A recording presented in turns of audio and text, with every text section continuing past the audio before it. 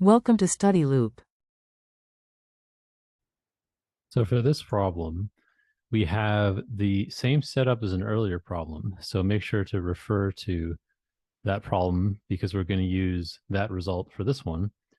The only difference for this new one is that now we have a battery.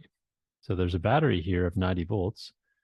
And when the switch closes, we're going to have not a discharging capacitor, but a charging capacitor. However, the result for the current is going to be identical. It's actually the exact same formula. So this is what we found for the current in the small loop.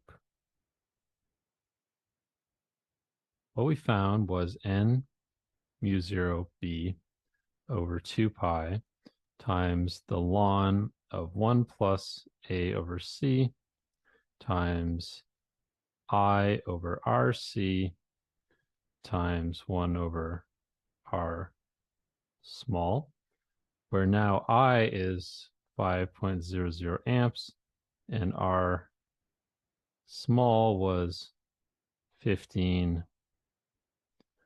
ohms.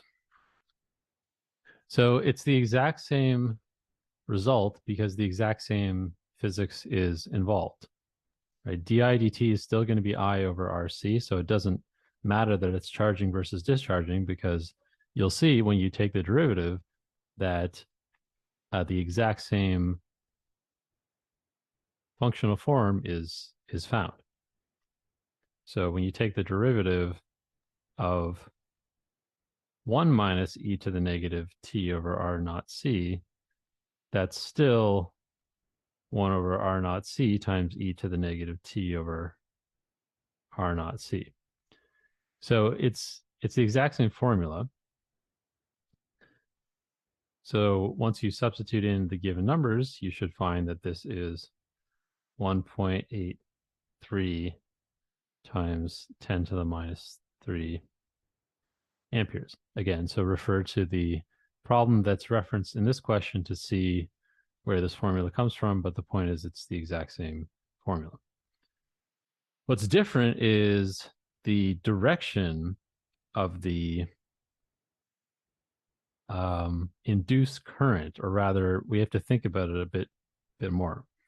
So we have the big circuit and the small circuit like this.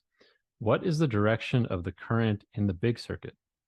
Well, the battery is like this, right? There's a plus side and there's the minus side, and current flows from positive to negative. So the current flows like this. So if the current is up in this wire, you can see that the magnetic field in the small loop is going to be into the page like that. So the magnetic field's in. But is this magnetic field increasing or decreasing?